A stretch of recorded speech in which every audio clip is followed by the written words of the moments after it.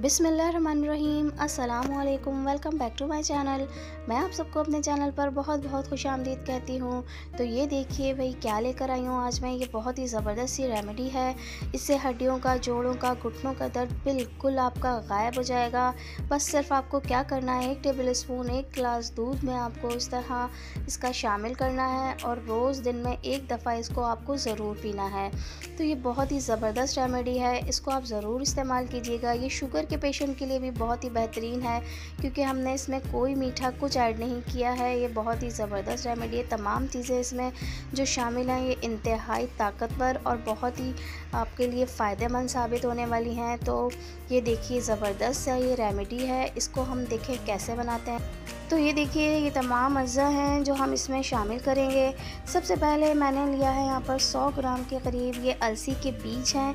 ये इंतहाई फ़ायदेमंद होते हैं, इसमें बेइंतहा आयरन की मकदार शामिल होती है। ये शुगर पेशेंट के लिए भी बेहतरीन है। ये देखें ये बहुत ही ज़बरदस्त, फ़िश से ज़्यादा इसमें ताकत होती है, यानी कि मछली से ज़्यादा ताकतवर होते हैं ये बीज। और फिर हमने लिया है यहाँ पर 100 ग्राम से थोड़ा ज़्यादा ये बादाम है। बादाम के फ़वाइद तो आप सबको ही पता है कितने फ़ायदेमंद होता है।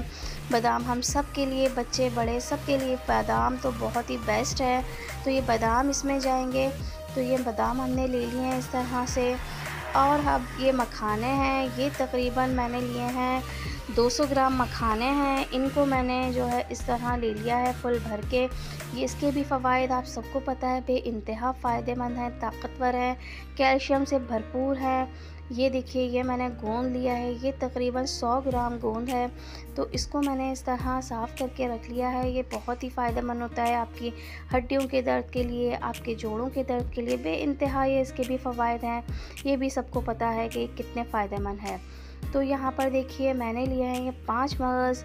ये भी बहुत फ़ायदेमंद होते हैं दिमाग के लिए, दिमाग की सेहत के लिए। बेइंतहा इसके भी फ़ायदे हैं, इसमें भी कैल्शियम भरपूर होता है।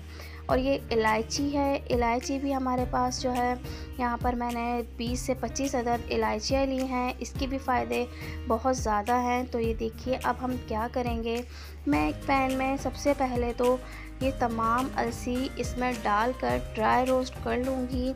हमें इसको हल्का सा भूनना है, जलाना नहीं है, बिल्कुल मीडियम स्लो फ्लेम पर हम इसे चटकने तक भूनेंगे। तो ये देखिए मैं अलसी को इस तरह भून लूँगी।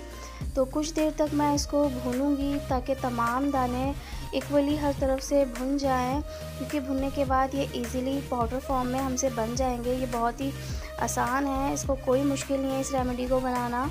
बस इसको हर चीज़ को आपको तसल्ली के साथ भूनना है। तो ये देखिए अब ये भुन गए हैं। अब मैं इन्हें ठंडा करूँगी, एक अलग बर्तन में निकाल कर मैं इन्हें ठंडा कर लूँगी। अब यहाँ पर ये 5 मगज़ हैं, इनको भी मैं इसी तरह से बिल्कुल स्लो फ्लेम पर फ्राई करूँगी। इस तरह ड्राई रोस्ट करना है हमें इसे। तो ये देखिए मैं इसको भी फ्राई कर लूँगी इस तरह।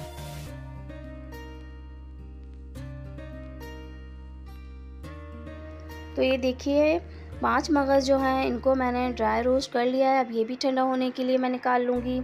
अब मैं क्या करूँगी, अब मैं 1 से 2 टेबल स्पून तक यहाँ पर मैं असली घी ले रही हूँ। आपको जो इजी लगे आप वो ले सकते हैं, ऑलिव ऑयल भी ले सकते हैं। तो ये मैंने बादाम को इसमें फ्राई करने के लिए डाल दिया है। अब मैं इनको फ्राई करूँगी। तो ये देखिए यहाँ पर बादाम हमारे फ्राई हो गए हैं। अब मैं इनका घी अलग कर लूँगी और इन्हें निकाल के ठंडा होने के लिए रख दूँगी।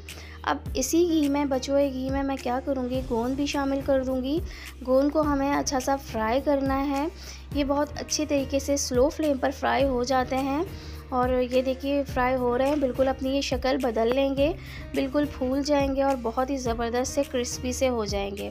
तो ये देखिए इनको मैं मिक्स करती जा रही हूँ और चारों तरफ से इनको भी इस तरह फ्राई करती जा रही हूँ। ये देखें ये फूल गए हैं और ये बहुत ही खस्ता और क्रिस्पी भी हो गए हैं। अब आराम से ये बिल्कुल पिस जाएंगे, इनको कोई मुश्किल नहीं होगी हमें पीसना।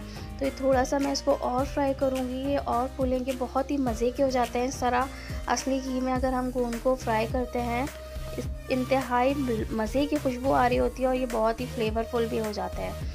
तो ये देखिए इनको भी मैंने निकाल लिया है, बादाम भी निकाल लिए हैं। अब ये सारी चीज़ें जब तक ठंडी हो रही हैं तब तक मैं क्या करूँगी, मैं दोबारा से उसी पैन में 1 टेबल स्पून और घी शामिल करूँगी। मैंने 1 टेबल स्पून और असली घी शामिल कर दिया है। तो 1 टेबल स्पून घी में मैं ये मखाने ऐड कर दूँगी। ये जो मखाने हैं सारे, इसको भी मैं इसी तरह फ्राई करूँगी असली घी में, ताकि ये भी खस्ता से बिल्कुल अच्छी तरह से पक जाएं। खस्ता होने के बाद ये बहुत ही जो है मज़े के लगते हैं। असली घी में फ्राई करने के बाद अच्छी सी खुशबू इनकी निकल कर आएगी। तो ये भी मैं बिल्कुल हल्की आंच पर कर रही हूँ, तेज़ आंच बिल्कुल नहीं रखनी है। आहिस्ता आहिस्ता हमें इसको पकाना है, फ्राई करना है। ये तमाम चीज़ें फ्राई होकर ठंडी हो गई थी। अब मैं क्या करूँगी, एक ग्राइंडर में सबसे पहले अलसी और 5 मगज़ को पीस लूँगी। मुझे अलसी और 5 मगज़ को एक साथ पीसना है। तो चाहूँ तो अभी मैं इसमें इलायचियाँ भी शामिल कर दूँगी। तो ये देखिए मैं तमाम चीज़ें इसमें डाल रही हूँ। ये पिस गया है थोड़ा सा, ये इलायचियाँ ये भी इस पर मैं ऐड कर दूँगी, इसी के साथ पीस लूँगी। तो बहुत ही ज़बरदस्त खुशबू आती है इलायची जब इसके साथ पिसती है। तो ये देखिए अब मैं क्या करूँगी, बाकी के बादाम, मखाने और गोंद को भी बिल्कुल पीस लूँगी, पाउडर फॉर्म में कर लूँगी। तो ये देखिए मैं बादाम और मखाने भी इसमें ऐड कर रही हूँ, ताकि ये तमाम चीज़ें अच्छी तरह से एक साथ पिस जाएं।